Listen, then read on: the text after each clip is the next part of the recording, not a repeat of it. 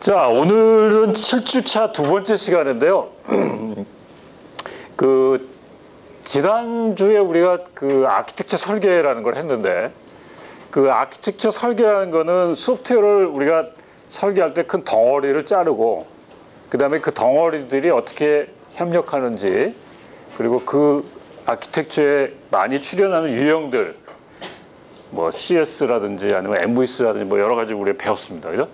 오늘은 조금 더 들어가서 작은 조각들에 대한 설계를 좀 배우기로 하겠습니다. 그걸 우리가 뭐라고 그러냐면 디자인 패턴 또는 설계 패턴이라고 부르는 거야. 아마 이 중에 조금 그래도 개발에 관심 있는 사람들은 이거 디자인 패턴 배워야 돼. 그 중에 GOF라는 책이 좋대. 그래서 한번 들어봤던 사람이 많을 거예요. 지금도 아마존에서 우리 CS 관련된 책의 베스트셀러는 몇십 년째 이 디자인 패턴 책이 차지하고 있습니다. 그만큼 개발자가 알아야 되고 굉장히 중요한 그런 개념이죠. 그죠? 자, 아키텍처 설계 수준보다 낮은 수준의 설계 문제를 재사용하는 솔루션이다. 여기 보면 아키텍처 설계라는 것은 큰 덩어리잖아요. 그죠?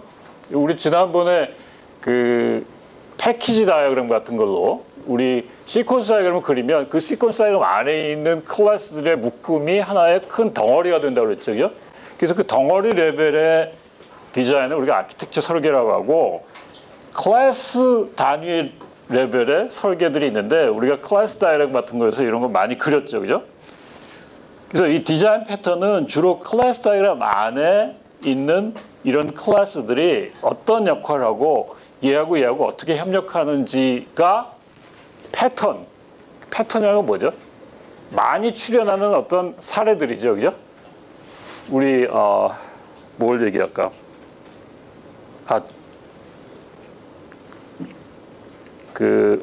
옷도 보면은 패턴 같은 게 있고요. 스타일 같은 게 있는데 자주 출연하는 설계의 조각들을 우리가 디자인 패턴이라고 얘기합니다. 그래서 그 내용들 중에 오늘은 디자인 패턴이 뭔지를 아주 많이 쓰이는 몇 가지만 우리 소개하기로 할게요. 디자인 패턴이 이런 거다라는 감만 잡을 수 있게. 그 다음에 그 밑에 설계는 여기 지금 있는 것처럼 자료 구조에 대한 설계나 알고리즘에 대한 설계나 더 들어가서 클래스 안에 대한 설계니까 이거는 디테일한 설계 쪽으로 넘어가서 이게 끝난 다음에 하고, 이제 오늘 배우는 거는 이 중간 레벨에 우리 클래스 다이어그램 그릴 때 많이 사용되는 그런 패턴들을 배우기로 하겠습니다. 먼저 디자인 패턴을 왜 배워야 되는지, 그걸 배우면 어떤 혜택이 있는지 좀 살펴봅시다. 여기 쉽게 재사용 가능하다고 그러는데, 이거는 어떤 모듈이 그냥 바로 블랙박스 형태로 재사용되는 게 아니라 마치 프레임워크처럼 유형이 그대로 이용되는 거거든요. 그래서 뒤에 이제 나오겠지만 이런 걸 알고 우리가 디자인을 하면 설계가 훨씬 쉬워지고 설계 관련 지식들이 잘 정리가 되고요. 좋은 설계가 되고, 제일 중요한 거는 서로 이야기를 많이 할 필요가 없습니다. 이 디자인 패턴 모르는 사람하고 같이 디자인한다. 그러면 말로 설명을 많이 해주고 이렇게 하라라고 우리가 막 다 그림을 그려주고 이렇게 될 수 있거든요. 여기 지금 사례가 나와 있습니다. 어댑터 패턴을 이용하여 UI와 연결합시다. 이 어댑터 패턴이라는 걸 모르면 그걸 일일이 다 이제 깊이 숨어 있는 거를 다 설명을 해줘야 되는데요. 저거는 뭐냐면 인터페이스를 하나 정의해서 부르고 싶은 쪽의 인터페이스로 살짝 바꿔주는 거예요. 조금 이따 설명하겠지만 그걸 우리 객체에서 어떻게 하느냐, 뭐 그런 건 뒤에 가서 코드 레벨에서 조금 설명해 보기로 합시다. 이런 게 필요할까요? 어댑터 패턴이 언제 필요할까요? 여러분이 여행 가면은 전원이 다르면 어댑터 가져가죠. 그러면 소프트웨어에서 뭐가 달라. 그래서 어댑터가 필요해. 그럼 뭘까요? 한번 상상해 봅시다. 지금 이 사람이 짠 프로그램하고 이 사람이 짠 프로그램하고 이 사람이 API를 제공해. 근데 쓰는 사람이 그대로 써야 되는데 그거대로 쓰고 싶지 않아. 그러면 중간에 살짝 인터페이스를 바꿔주는 어댑터 코드를 쓰면 되겠죠. 그죠? 여러분도 지금 아이디어가 떠오르죠, 그죠? 근데 그런 걸 잘 이미 정리를 해놨다니까. 그래서 기업에서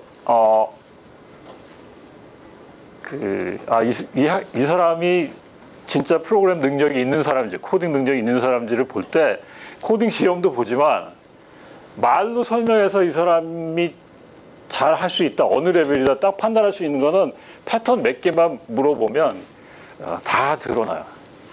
그래서 패턴 구분을 많이 하는 거예요. 인터넷 보면 엄청나게 많은 카페나 자기 블로그에다가 패턴 배우려고 막 올려놓고 있죠. 외국 사람도 마찬가지죠. 인터뷰 할 때 디자인 패턴 관련된 책도 엄청 많잖아요. 왜 그러냐면 좋은 설계를 가이드해주는 그런 내용이 들어가 있기 때문에 그래요. 그래서 잘 배우고 그걸 이용해 보면 확실히 깔끔한 프로그램, 좋은 프로그램이 됩니다. 자, 네, 하나씩 해볼까요? 이게 원래는 그 GOF 책 패턴 보면은 23개 패턴이 나오거든요. 그리고 우리 4학년 1학기에도 설계 패턴 과목이 있는데 그걸 이제 한 학기 내내 다루는데 오늘은 이제 소프트웨어 공학 개론 과목이니까 설계할 때 이런 좋은 그 모범 사례가 있다. 나중에 여러분들 공부하기 위해서 이런 게 뭐다라는 것만 좀 감을 잡고 가겠습니다. 자, 싱글턴 패턴. 모든 패턴은 다 쓰이는 목적이 있어요. 이 패턴을 어떤 문제를 해결하기 위해서 쓴다라는 목표가 분명해요. 그래서 나중에 이런 똑같은 문제가 나오면 이거를 적용할 수 있으면 되겠죠, 그죠? 자, 목표는 객체를 강제적으로 하나만 생성한다. 강제로 하나만 생성한다는 게 뭐죠? 무슨 뜻인가요? 어떤 객체를, 클래스를 여러분들 디자인할 때 분명히 생성자를 쓰죠. 그럼 생성자 앞에 accessibility가 뭐죠? public입니까? private입니까? public이죠, 당연히. private로 놓으면 다른 밖에서는 그 객체 생성 못하죠. 내 안에서는 할 수 있지만. 그럼 public으로 선언했을 때 어떤 현상이 일어나요? 이 사람도 그 객체 생성자를 부를 수 있고 저 사람도 부를 수 있고 그러면 어떻게 돼요? 여러 개가 생성되는 건 당연하죠. 근데 왜 하나를 만들려고 그럴까요? 메모리를 아끼려고? 메모리를 아끼려고 하나만 생성하는 경우는 많지 않을 거예요, 아마. 메모리를 아끼려고 객체 여러 개를 하나로 억지로 만든다는 거는 오히려 그거는 그런 케이스가 있을지 모르겠는데 그거보다는 어떤 때 그렇죠? 같은 거를 공유할 때, 그죠? 만약에 여러분들이 OS를 만드는데 프린터 드라이버를 만드는데 스플러를 여러 개 만들게 하면 골치 아프죠. 스케줄링을 해야 되는데 막 이거 여기서도 큐가 쌓이고 여기도 큐가 쌓이고 그거 다 핸들링하는 게 어렵잖아요. 그러니까 분명히 스플러는 하나만 딱 만들게 남이 여러 개를 만들지 못하고 강제적으로 프로텍션하는 게 바로 이 싱글턴 패턴입니다. 그런 경우 많아요, 되게. 어떤 목적인지 알겠죠, 그죠? 싱글이라는 게 하나잖아, 그죠? 자, 방법은 좀 재밌어요. 어떻게 하는지 봅시다. 여기 싱글턴이라는 클래스가 있는데 얘를 하나밖에 못 만들게 하고 싶어. 그러면 이 클래스 안에 하나의 인스턴스 변수를 잡는데 요거를 스태틱으로 잡아. 스태틱이라는 건 뭐죠? 정적 변수를 클래스 안에 잡는데 그 스태틱한 변수는 어떤 차이가 있나요? 인스턴스 변수하고 스태틱 변수의 차이는 뭐죠? 들어봤던 얘기지. 어떤 거죠?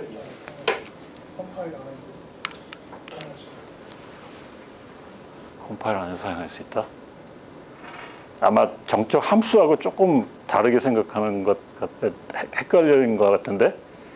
이거 객체 지정 시간에 안 배웠어요? 엄청 중요한 건데. 인스턴스 변수는 어떻게 되죠? 만약 스태틱 선언을 안 하고 클래스 A라는 거 안에 어떤 변수 하나 B를 선언했으면 B라는 건 어떻게 생겨요? A라는 객체가 생길 때마다 모두 변수 값이 들어가죠. 근데 스태틱하게 선언하면 어떻게 돼? 그래, 클래스 하나당 하나밖에 안 생겨요. 다른 모든 객체들이 그 변수 하나를 공유하는 거나 마찬가지예요. 새로 들어보는 건가요? 우리 학교 조금 내가 이거 부끄러워. 우리만 그렇지는 않은 것 같아. 그러니까 이게 랭귀지를 가리키는 분들이 그냥 문법만 가리키는데 너무 쉬운 것만 이게 많이 쓰이거든요. 꼭 필요한 것들. 자, 여기 지금 언더라인한 게 그 의미예요. 지금 이렇게 돼 있는데 이게 코드가 다 없구나. 여기 써줄게요. 정확하게 어떻게 쓰냐면 클래스 싱글턴 여기다가 스태틱하게 선언하고 그 다음에 변수가 예를 들면 인티저다. 그러면 저기 안에 싱글턴이라고 합시다. 네, 이렇게 선언하는 것. 인티저가 아니겠구나. 그죠? 그 타입이 돼야 되니까, 그죠? 네, 요거를, 이렇게 만들어야 되죠. 그죠? 그럼 요건 뭐예요? 요 자기 자신의 타입의 객체가 하나 생기는데, 그게 하나밖에 없다는 거죠. 강제로 하나밖에 안 만드는 게, 그죠? 그 얘기입니다. 그래서 여기서는 사실 인스턴스라고 그랬으니까 이게 인스턴스라고 변수명을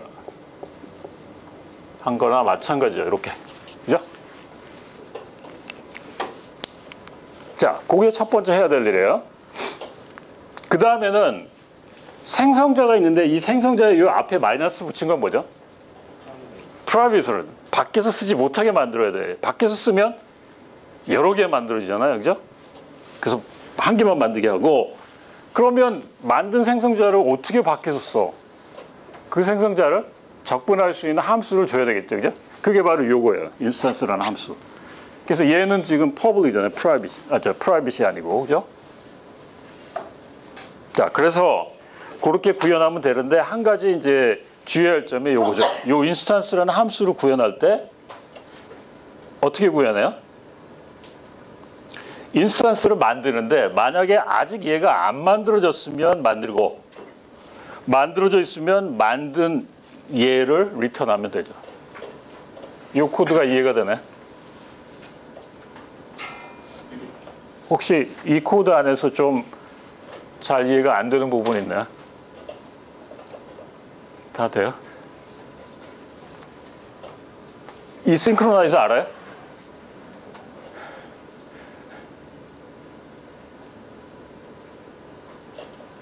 어떤 일이 일어나냐면 그 OS 배울 때 여러분들이 여러 개의 프로그램 태스크가 돌아갈 때 서로 인터리빙 되는 걸 배웠나요? 얘가 조금 돌아가다가 다른 잡이 조금 돌아가다가 다른 게 돌아가다가 막 그렇게 되죠. 그죠? 그러면 요 안에 있는 일들이 인터리빙 되면 어떤 현상이 일어나죠? 얘가 막 만들고 있는데 아직 안 만들었어. 이게 다른 애가 또 저걸 호출해서 똑같은 코드가 돌아가고 있는데 얘는 안 만들었으니까 또 만들어. 얘는 만들고 있던 거 또 만들어. 그럼 두 개가 되잖아. 그럼 그걸 해결하기 위해서 어떻게 하죠? OS에서 인터리빙 강제로 못하게 하는 거 뭐지? 세마포나 또 여러 가지 방법 있잖아요. 락킹 시키는 거. 요게 싱크로나이즈 구분. 여기서부터 여기까지는 인터리빙 못하게 하는 거. 야, 이것도 OS에서 배웠잖아. 그죠? 야, 이런 게 다 응용이 되는 겁니다. 네? 이해가 됩니까? 조금 이해가 안 되는 사람은 더 객체장 공부를 깊이 있게 해보세요. 아마 이 중에 패턴 배운 사람은 이거 맨날 들었고 막 디자인도 해봤고 아마 했을 거예요. 자, 유일한 객체를 접근하게 하는 그런 내용이고 중요한 거는 객체 안에 자기 자신 타입의 스태틱 변수를 하나 두면 된다. 그리고 생성자는 프라이빗을 막고 그 다음에 그 접근하는 할 수 있는 그런 퍼블릭 API를 하나 둔다. 또 하나 물어볼까요? 이왕 물어보는 김에 여기 함수에 여기 스태틱이라고 선언한 거하고 안 하는 거 어떤 차이가 있어요? 스태틱을 선언하면 어떻게 불러야 되지? 클래스 이름점 그 함수를 불러야 되지, 그죠? 잘 알고 있네요, 그죠?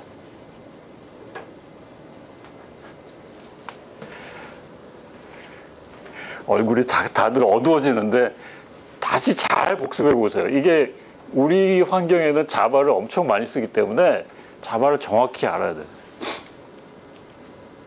자, 다음으로 넘어갈게요. 이거는 쉬운 거야. 이터레이터 패턴.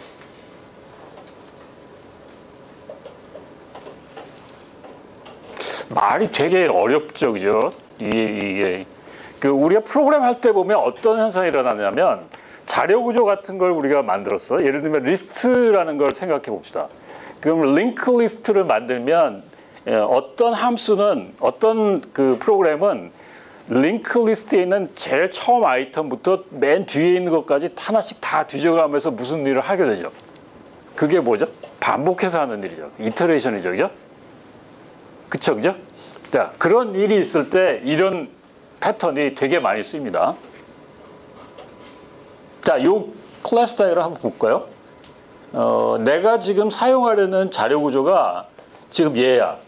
애그리게이션. 이게 리스트가 될 수도 있고, 뭐 또 트리가 될 수도 있고, 뭐 여러분들이 정의한 어떤 복잡한 자료 구조라고 생각해 봅시다. 근데 그걸 이용하는 입장에 어떤 이터레이션 하는 반복해서 저기 있는 자료 구조의 요소들을 하나씩 다 뒤져가면서 어떤 일을 해야 되는 그런 프로그램이 있다고 해요. 그러면 이 이터레이터가 없으면 어떻게 할까요? 이 클라이언트 프로그램이. 저기 있는 거를 다 뒤져가면서 하나씩 다 이터레이션 하면서 엘리멘트를 가져와서 일을 처리하고 또 다음 거 가져와서 또 처리하고 이렇게 되겠죠. 그죠? 그러면 어떤 현상이 일어나죠? 만약에 리스트로 구현했다가 리스트로 구현하니까 너무 느려. 그래서 뭐 맵 테이블이나 아니면 뭐 인버티드 파일 개념으로 인덱스 파일 개념으로 이걸 만들고 싶어. 그러면 만들었을 때 자료 구조가 바뀌면 이 클라이언트 프로그램 당연히 바뀌죠. 왜? 하나의 엘리멘트를 액세스하는 방법이 다 달라지잖아. 그죠? 그러면 그 방법 말고 좋은 방법은 그 자료 구조에 대해서 이터레이션 시키는 놈을 따로 두자는 거예요. 이터레이션. 그러니까 얘가 알아서 처음 거 가져오고 필요하면 다음 거 가져오고 그 다음에 이게 다음 게 있는지 없는지 보고 뭐 이런 함수를 정의를 한 다음에 복잡한 구조는 얘가 알게 하고 클라이언트 프로그램 입장에서는 저 복잡한 걸 건드리고 싶지 않아. 얘가 얘를 통해서 저 복잡한 거를 건드리고 가져오고 조작하는 그런 형태를 우리가 이터레이션이라고 합니다. 예전에 우리가 설계할 때 어떤 추상적인 레벨 하나 두는 게 좋겠다. 뭐 그거랑 똑같은 거죠, 그죠? 그러니까 이렇게 만들면 이 클라이언트 프로그램이 물론 직접 건드릴 수도 있지만 직접 건드리면 여기 있는 것들이 다 디펜던트하게 돼요. 우리 객체지향에서 될 수 있으면 구체적인 거에 디펜던트하지 않아야 된다. 추상적인 거에 디펜던트 해야 된다. 그럼 그런 얘기 무슨 얘기죠? 얘가 그 추상적인 레벨을 정의하고 있으니까 얘를 통해서 구체적인 걸 쓰게 하면 얘는 그 일에서 벗어난다는 거예요. 이해가 되나요? 그죠?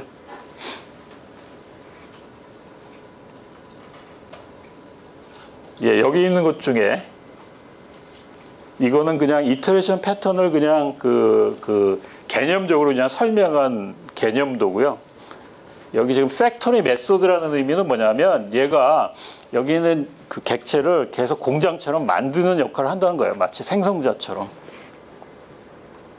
그래서 얘 입장에서는 저게 리스트가 되든 링크 리스트가 되든 뭐 그 밖에 여러분들이 정의한 어떤 그 복잡한 자료 구조가 되든 얘는 그 자료 구조의 엘리멘트들을 이 인터페이스 통해서 하나씩 가져와서 뭔가 일을 처리하는 그런 형태가 된다는 거죠. 그죠? 이런 경우가 되게 많아요. 우리 자료 처리를 하는 경우는 뭐 우리 학교 학사원부도 그렇고 되게 보면 다 어떤 테이블에 있는 거를 쫙 하나씩 가져와서 뒤져보고 검색하고 또는 어떤 계산을 했다가 저장하고 뭐 이런 일들이 대부분이거든. 뭐 랭킹을 매기고 이런 일들이요. 혹시 질문 있나요? 그래서 패턴을 배우면 이 구조를 조금 알아야 되거든요. 이 구조가 기억이 돼야 되는데 그냥 무조건 외우지 말고 아 이게 왜 이렇게 만들었는지를 이해하면서 반복적으로 우리가 여러 가지 학습을 하다 보면 이 모양이 여러분들의 롱타임 메모리에 기억이 될 거예요. 아마 디자인 패턴 배운 사람은 이게 머릿속에 아마 기억날 걸요. 그래서 디자인할 때 아, 요게 자료 구조지 얘가 바뀔 수 있으니까 이 자료 구조 접근하는 이터레이션을 하나 둬야 되겠어. C++에서는 아예 그 STL의 이터레이터라는 게 있죠. 네, 그래서 아주 유용한 거기 때문에 그 라이브러리에 그렇게 정의가 되어 있습니다. 자, 2개 했습니다. 세 번째 거 이제 어댑터 나왔네요. 아까 설명한 거. 네. 지금 누군가가 원하는 서비스를 API로 제공하고 있어. 근데 어떤 이유에서 그 API를 쓰지 못하고 다른 거를 쓰게 될 경우가 생겨요. 어떤 예가 좋을까? 지금 여기 얘가 지금 제공되는 인터페이스거든요. 근데 나는 얘처럼 쓰고 싶지 않아. 어떤 때 그럴까요?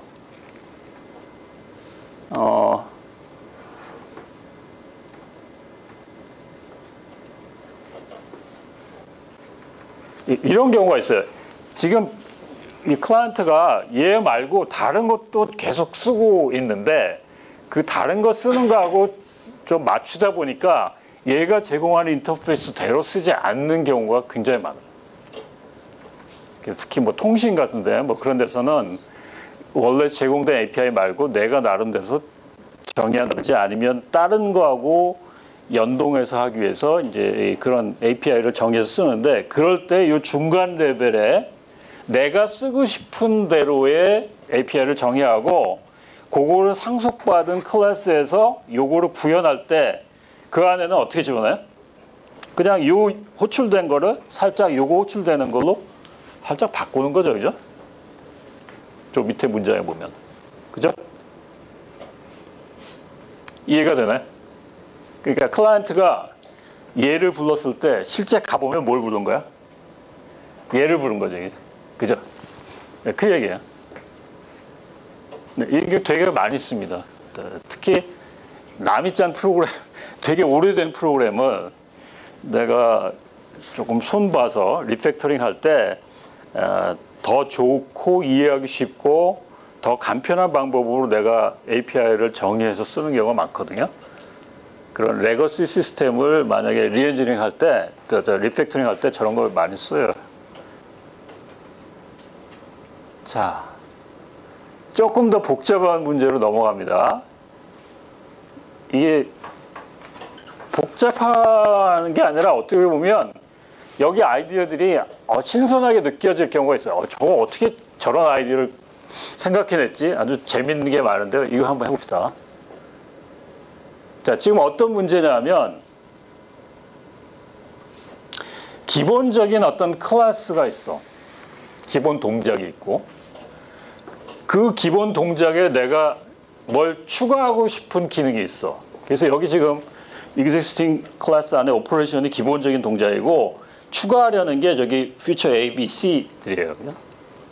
그러면 구현할 때 어떤 조건을 물어보고 기본적인 동작에다가 A라는 기능을 더 추가할 때는 A를 더 호출하고 만약에 B가 필요하면 B가 호출하고 C가 필요하면 C가 호출하는 그런 문제예요. 이런 경우 많죠. 예를 들면 어떤 경우 있나요? 여러분들 데이트 했을 때 가서 식사하고 스티커 사진 기념으로 찍잖아. 그러면 그 스티커 사진 찍을 때 뭐 하지? 사진 뒤에다가 멋있는 데코레이션 하지. 데코레이터 막 스킨 입히지. 그지? 그러면 이미지로 봤을 때 요거 여러분들 찍은 사진은 요거 기본이고, 그 다음에 스킨들은 뭐야? 필요하면 내가 A를 넣었다가 아 이거 마음에 안 드네 그러면 빼고 또 B를 넣고 뭐 또는 A, B를 섞어서 넣을 수도 있고, 그런 게 이런 거지. 그렇죠, 그죠? 자, 그러면 그걸 디자인할 때 한 가지 여러분들이 별로 안 좋은 방법인데, 상속이라는 걸 한번 생각해 봅시다. 여러분, 상속이라는 게 뭐지? 기본 클래스에다가 내가 필요하면 더 추가하는 것들이 더 구체화되는 걸로. 그죠? 그러면 아, 상속이라는 게 이런 거에 쓸 수 있겠구나라고 생각해서 existing 클래스에다가 A가 추가된 것, B가 추가된 것, C가 추가된 것, 또 조합으로 A, B가 추가된 것, 이렇게 막 하다 보면 어떻게 되죠? 프로그램이 엄청 복잡해지고, 복잡해질 뿐만 아니라 유연성이 굉장히 떨어져요. 왜? 이걸 핸들링하는 클라이언트 프로그램이 여기 있는 이 하이라키를 다 알고 있어야 되거든요. 그리고 이 상속받을 때 얘가 상속받은 거 밑에 프로그램이 상충되지 않게 코딩을 잘해야 되니까 이게 되게 문제가 많은 그런 구조입니다. 하드 바운딩 되는 거예요. 상속이라는 거는 얘하고 거의 끈끈한 관계예요. 그죠? 그 관계를 좀 느슨하게 하는 그런 조치가 필요합니다. 그래야 융통성이 있기 때문에. 그래서 방법은 이런 방법이 있어요. 자, 아까 얘기했던 기본적인 부분을 여기다 놔. 이쪽 오퍼레이션에다가. 그 다음에 추가될 부분을 이쪽에다 놔. 그죠? 그 다음에 이 두 개에 대한 내용을 같이 부를 수 있는 상위층의 개념적인 그런 클래스를 하나 놔. 그 다음에 이게 중요해요. 이게 얘가 다시 애그리게이션 돼서 이걸 가리키고 있게 하는 거죠.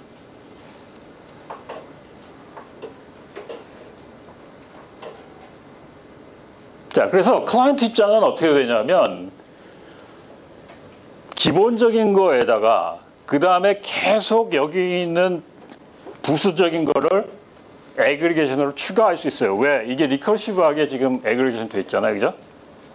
그러니까 이 얘기는 뭐냐면 이거 밑에 이게 지금 마치 객체 어레이 형태로 다 정의가 되어 있고, 그 객체 어레이에 이 객체가 또 포함될 수도 있고, 여기에 돌아와서 이 객체가 다시 포함될 수도 있고, 그러니까 기본적인 거에다가 추가적인 거를 많이 담을 수 있죠. 그렇지만 클라이언트는 어떻게 되죠? 기본적인 거를 부르는 함수나 추가적인 걸 부르는 함수나 다 똑같죠. 그죠? 네, 그게 좋은 거예요. 폴리모피즘 때문에. 그 다음에 여기 있는 add behavior는 뭐냐면 이 기본적인 거에 내가 데코레이터를 더 추가할 때 추가시키는 그런 함수입니다. 만약에 스킨 같은 거 입힌다면 기본적인 이미지에다가 스킨 A를 입혔다가 또는 B를 입혔다가 또는 A, B를 같이 입힐 수도 있고, 그죠? 그런 형태입니다. 이걸 모르면 프로그램을 되게 이렇게 하거나 아니면 막 아이디어가 없으면 코딩이 막 엉키고 복잡하고 아이디어가 별로 안 생길 거예요. 근데 이미 사람들이 고민하다가 이게 좋은 정답이야라고 제시해 놓은 게 패턴이죠. 그죠? 조금 복잡할 거예요, 아마. 그리고 저게 어떻게 돌아가는지 좀 신기하기도 할 거예요. 가서 여러분들 깊이 있게 보고 한번 나중에 필요할 때 적용해 보면 훨씬 좋은 깔끔한 코드가 됩니다. 네, 여기 재기합성이라는 게 요거예요. 그러니까 기본적인 거와 부수적인 게 있는데 부수적인 거 밑에 또 컨테이너로 쫙 달 수 있는 거죠. 그죠? 심지어는 기본적인 게 또 달릴 수도 있는 거예요.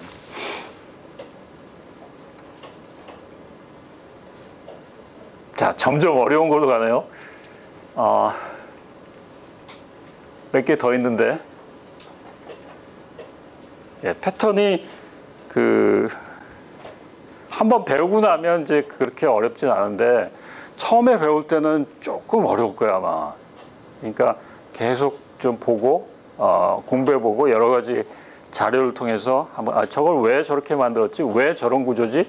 저 구조가 코드로 어떻게 돌아가지? 뭐 이런 거를 공부해 보면 훨씬 좋은 설계 능력을 가지게 됩니다. 자, 그다음 팩토리 메소드.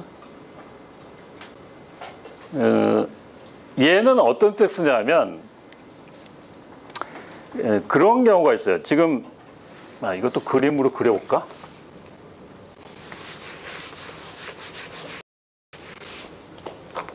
좀 이해를 돕기 위해서.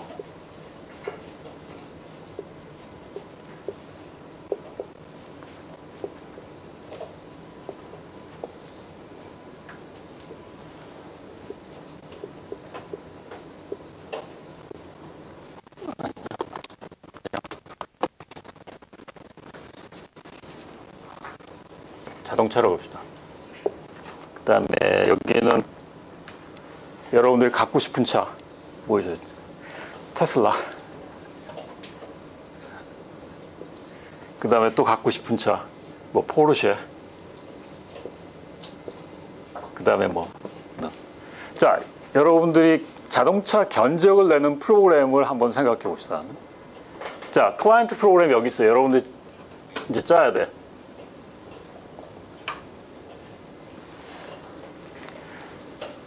사용자가, 그러니까 자동차를 사고 싶은 유저가 와서 자동차를 고르고 그 자동차의 견적을 내거나 그 자동차의 여러 가지 이미지를 보여주거나 뭐 이런 시스템을 만든다고 그러죠.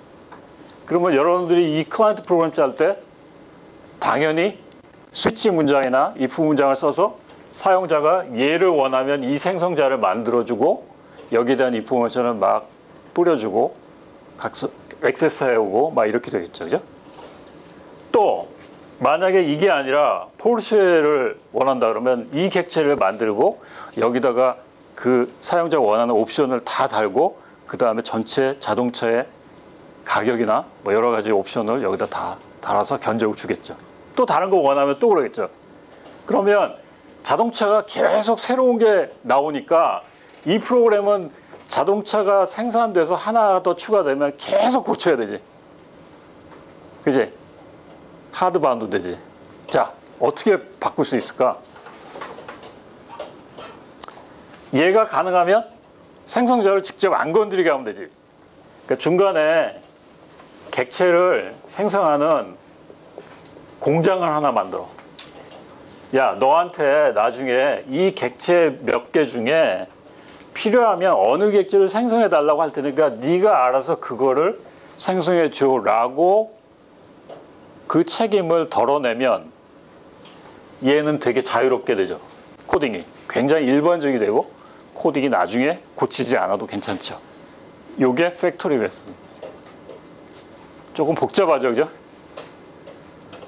질문 있나요, 혹시? 많이 어려운 얘기들을 하고 있는 것 같아, 내가. 그죠? 그냥 이게 있다고만 생각하고요. 나중에 이런 게 필요할 때 더 찾아볼 수 있는 자료가 됐으면 좋겠고, 더 관심 있는 사람은 4학년 1학기 때 수업이 있잖아요. 이제 그때 더 자세하게 보면 될 거고, 내 동영상이 OCW에 올려 있으니까 그걸 통해서 공부해도 돼요. 자, 그래서 팩토리 메소드라는 패턴은 내가 만들려는 객체 대상이 있어야 돼. 그게 바로 뭐냐면 얘. 그죠? 아까 우리 저기 얘기했죠. 자동차 밑에 여러 가지 구체적인 자동차들의 클래스들이 있고 그 객체를 만들고 싶어. 근데 이 클라이언트는 그걸 직접 건드리게 되면 어떻게 되죠? 내 프로그램이 구체적인 걸 계속 구체적인 생성자를 부르게 되잖아요. 그러면 그 생성자가 런타임이 될 때까지, 실행되기 전까지는 뭐가 필요할지 모르니까 내가 이 스위치 문장으로 다 그걸 일일이 체크해가지고 그거에 원하는 생성자를 구체적으로 부르게 돼요. 그러면 되게 너저분해지고 나중에 고치기 어렵다고요. 그죠? 계속 고쳐야 되고. 그래서 중간에 여기 객체를 생성하는 역할의 메소드를 하나 둬서 내가 필요하면 얘한테 내가 나중에 어떤 객체가 필요해 라고 파라미터를 전달해주면 그걸 가지고 저기 있는 객체 생성자를 얘가 부르게 하는 그런 형태로 되죠. 그죠? 그러면 물론 수정이 완전히 없어지는 건 아니에요. 그죠? 나중에 이 세 개의 자동차 말고 또 다른 자동차가 생겼을 때 이 프로그램은 변경이 될 수 있어요. 그죠? 그죠? 그렇지만 얘는 어떠세요? 변경이 안 되죠. 그죠? 근데 프로그램의 코딩의 규모로 보면 얘는 별로 많지 않아요. 얘는 엄청 많아. 얘는 되게 많거든요. 저걸 갖다가 쓰는 놈들. 그러면 얘를 안 쓰면 프로그램 가서 따라서 다 고쳐야 되잖아. 그죠? 이해가 되네? 그러니까 이걸 잘 알아두면 나중에 개발할 때 어떤 친구는 막 일주일 가도 못 고치고 맨날 고치고 코딩하고 밤늦게 가는데 나는 쉽게 딱 고치고 집에 갈 수 있잖아. 그죠? 데이트도 할 수 있고 뭐 시간도 많이 나고. 그러니까 이런 걸 알아두라니까. 자, 그 다음에 추상 팩토리.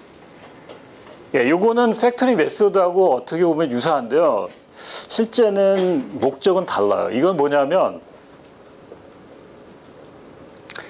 이제 여기에 이 추상 팩토리라는 거는 이제 어떤 객체 패밀리 형태, 우리가 그걸 앙상블이라고 부르기도 하는데 어떤 객체들이 모여가지고 하나의 집단을 이루는 그런 형태에서 많이 사용하는 겁니다. 여기 보면 프로덕트 1이 있고 2가 있고 그렇죠. 그죠? 근데 그 프로덕트 종류가 두 가지지만 패밀리는 예, 여기 있는 만약 A 스타일의 패밀리를 원한다면 얘하고 얘가 만들어지고 B 스타일이라면 얘가 만들어지겠네. 그러니까 예를 들면 이런 거죠. 여러분들이 윈도우 시스템을 만드는데 윈도우 시스템에 돌아가는 어떤 애플리케이션을 만드는데 그 MS 윈도우에 돌아가는 그런 패밀리들의 객체도 만들다가 만약에 내가 iOS 필요하다 그러면 iOS에 관련되는 그런 컴포넌트들을 하나의 패밀리로 생성하게 할 수도 있겠죠. 그죠? 네, 그럴 때 클라이언트가 어떤 패밀리다, 패밀리 A다 그러면 얘한테 불러서 요것만 쫙 생성해주는 그런 형태고요. 얘한테 불러서 얘가 지금 그 A 스타일의 프로덕트 1을 생성하고 그 다음에 2로 생성하고 그 다음에 만약에 패밀리 B 스타일을 만들고 싶다 그러면 얘한테 부르면 얘는 요거하고 요거를 만들어주는 그런 형태입니다. 그러니까 어떻게 보면 아까 우리 객체 팩토리 메소드는 되게 객체 하나를 그냥 전체로 보고 팩토리를 만들어주는데 얘는 뭐냐면 객체를 하나의 여러 개의 객체의 묶음이라고 보고 그 묶음들을 하나씩 그 스타일마다 만들어주는 그런 형태입니다. 네, 이런 것도 되게 많아요. 자, 그 다음에 2개 남았네요. 질문 있나요, 혹시? 질문?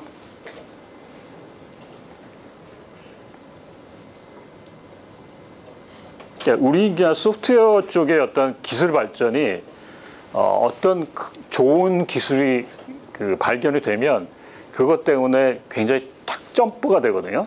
이 객체 지향 쪽이 발견되면서 복잡한 문제를 다룰 수 있는 좋은 방법이 돼 있고요.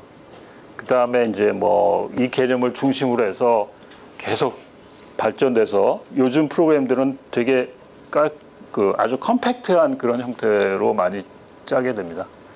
자, 스테이트 패턴은 지난번에 잠깐 소개한 것도 같은데 상태에 따라서 객체 동작을 변경해야 되는 경우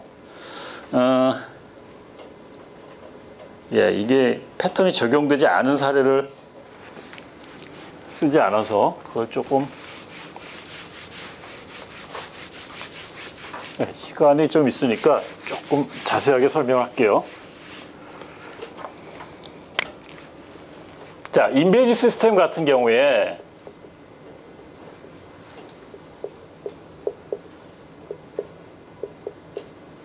예를 들면 엘리베이터나 아니면 도어 센서가 있어가지고 자동 문을 하나 만든다. 그러면 처음 상태에서 엘리베이터로 만약 생각하면 어느 층에서 만약에 올라가는 버튼이 눌러졌다. 그러면 상태 B로 넘어가면서 그 층까지 모터를 이용해서 그 엘리베이터 박스를 올려야 되겠죠. 모터를 감화하는 뭐 상태가 나와야 되겠죠. 그죠? 그 다음에 얘가 만약에 그 층에 딱 다다랐다면 문을 여는 상태로 넘어가야 됐지. 그렇겠죠, 그죠? 그래서 이게 이제 이벤트 핸들링을 하기 위한 스테이트 변환이거든요. 그러면 이 프로그램을 짜라 그러면 대부분 다 어떻게 짜냐면 스위치 딱 생각하고, 자, 상태가 만약에 A라고 그러면 스테이트 A라고 그러면 무슨 일을 해? 스테이트 B라고 그러면 무슨 일을 해? 그러다가 스테이트 A가 끝나면 그 다음에 다른 스테이트로 트랜짓을 해야 되겠지, 그죠? 트랜스포를, 그죠? 다른 상태로 이런 식으로 계속 짜게 돼요. 자, 그러면 프로그램이 되게 복잡해지겠죠. 그리고 만약에 스테이트가 여기 하나 또 추가돼야 된다면 얘를 계속 고쳐야 되지, 그죠? 그래서 이 방법은 뭐냐면 여기 있는 이 스테이트를 하나의 객체로 끌어내는 거예요. 여기 있는 게 객체입니다. 그러니까 어떤 상태, 이게 구체적인 상태인데, 상태 A에 들어갔을 때 어떤 일을 하고, do this를 하고, 그다음 다음 상태로 갈 때는 어떤 걸로 가라 라는 게 그 안에 코딩이 되어 있겠죠. 그러면 클라이언트 프로그램은 되게 쉬워져요. 이렇게 여기 지금 어떤 스테이트 값을 받아가지고 그 스테이트 값에 따라서 체인지 스테이트만 계속 부르면 되거든요.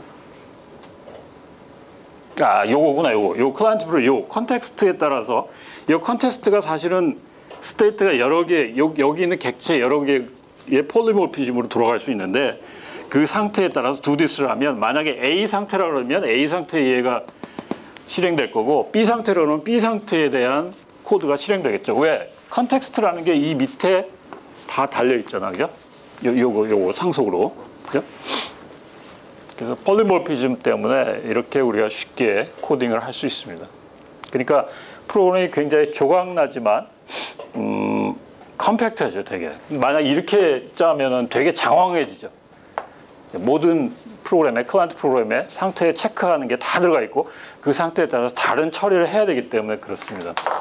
그래서 객체, 인빌 시스템 같은 경우에 이거 모르면 프로그램이 되게 지저분해져요. 이걸 알고 전체적인 골격을 잘 세우면 프로그램이 훨씬 더 깔끔해집니다.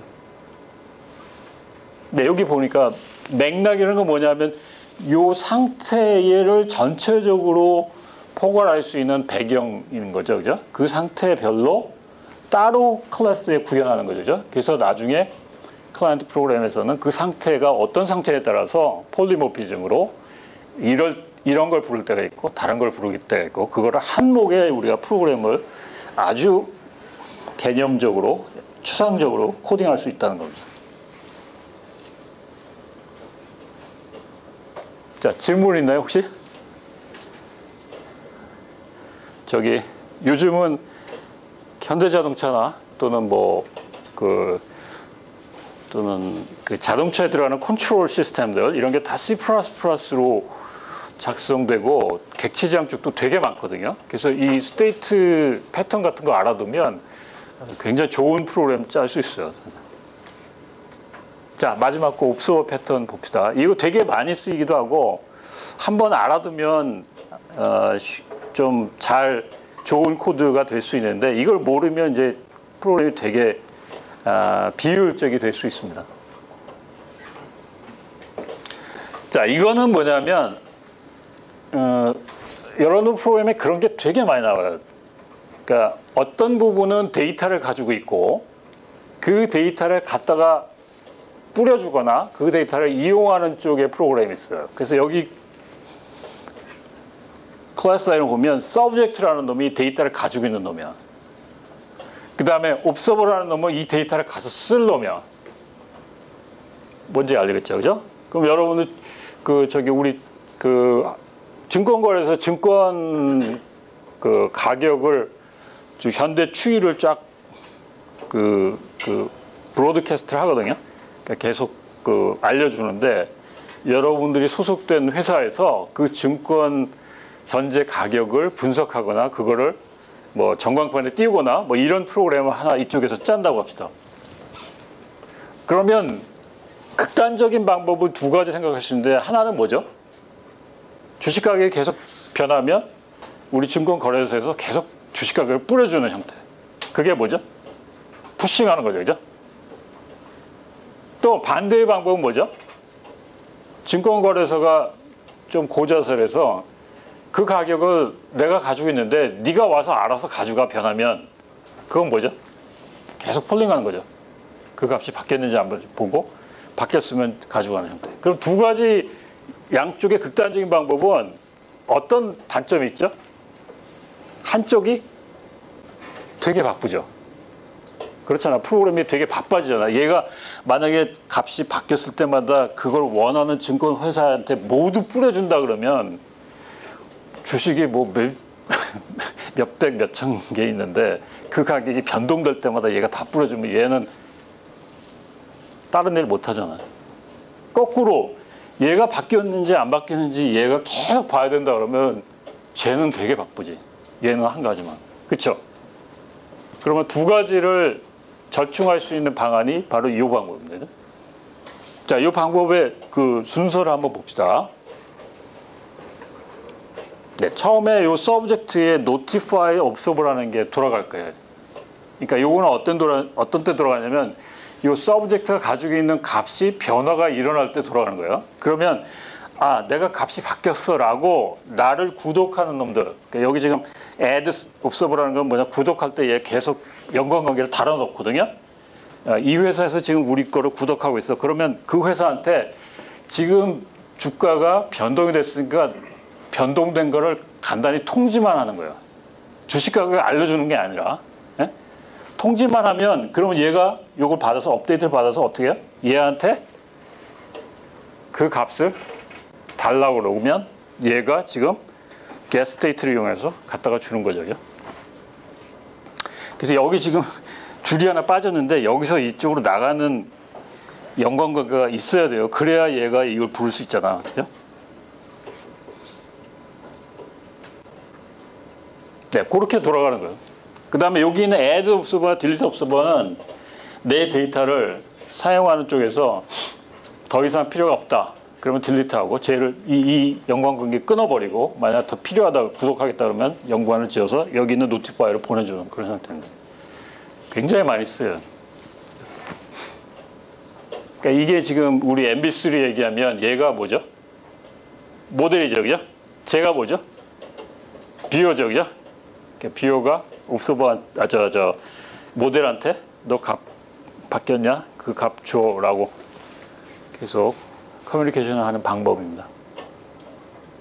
그러니까 이거는 어느 한쪽이 바쁜 건 아니죠. 그죠? 얘가 통지하면 네가 알아서 원하는 값을 받아가니까 양쪽이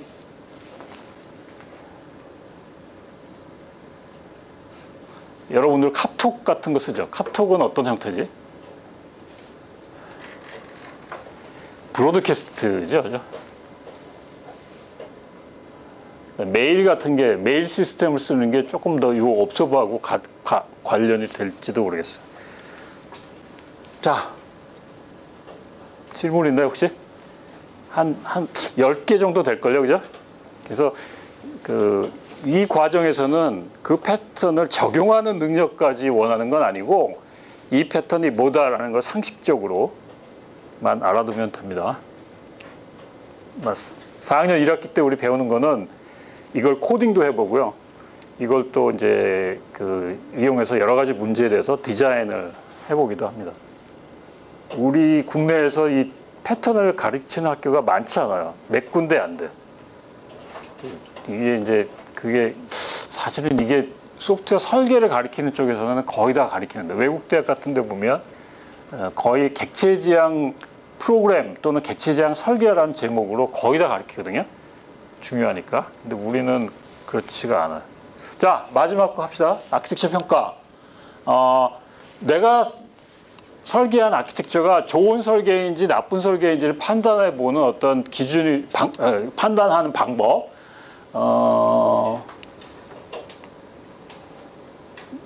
예. 그러니까 아직 우리가 구현을 안 했어요.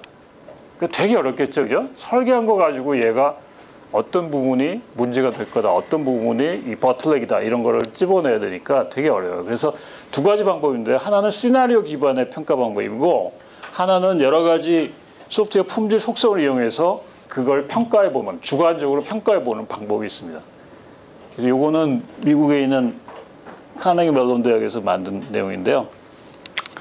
시나리오 평가 방법은 뭐 쉽게 이해할 수 있을 거예요. 여러분들이 아키텍처를 설계했으니까 그걸 가지고 여러 가지 사용하는 시나리오, 실행하는 시나리오를 우리가 만들어 본 다음에 그게 제대로 잘 돌아갈지를 한번 평가해 보는 그런 스타일입니다. 그러니까 예를 들면 지금 시스템의 변경 요구될 때 내가 어떤 시스템 어느 부분을 내가 바꾸겠다. 그럼 그 시나리오를 가지고 전체 기능이 다 만족하는지 또 어떤 부분을 얼만큼 바꿔야 되는지 이런 거를 예측해 보고요. 그 다음에 변경이 아닌 거는 우리 유스케이스 같은 거 했잖아요. 그 유스케이스 하나하나씩 시나리오별로 이게 제대로 다 이 컴포넌트들이 그 일을 협력해서 할 수 있는지 그걸 판단하고 그 시간이 얼마나 걸릴지 이런 것들을 그냥 예측해 보는 겁니다. 그 다음에 ATAM은 요거는 조금 다른 방법인데 이 소프트웨어 품질 속성별로 쫙 나열을 해가지고 그 속성별로 이 아키텍처를 그 주관적으로 그냥 평가해 보는 거예요. 얘는 확장성이 좋을까? 얘는 성능이 제대로 나올까? 이 부분은 기능이 제대로 할까? 이렇게 그 품질 요소별로 판단해 보고 이제 여기 지금 절충안이 뭐냐면 여기 나오는 품질 속성이 어떤 걸 만족하다 보면 어떤 품질이 나빠지거든요. 그러니까 그 상충되는 품질들 사이에 설계를 잘 조정해서 잘 그 절충안을 낸다는 거죠. 그 다음에 이제 그 중에 아키텍처 설계 중에 뭐 보안에 문제가 된다든지 또 성능에 문제가 되는지 그런 리스크가 될 만한 요소를 파악해 보는 거 그런 것도 들어가 있습니다.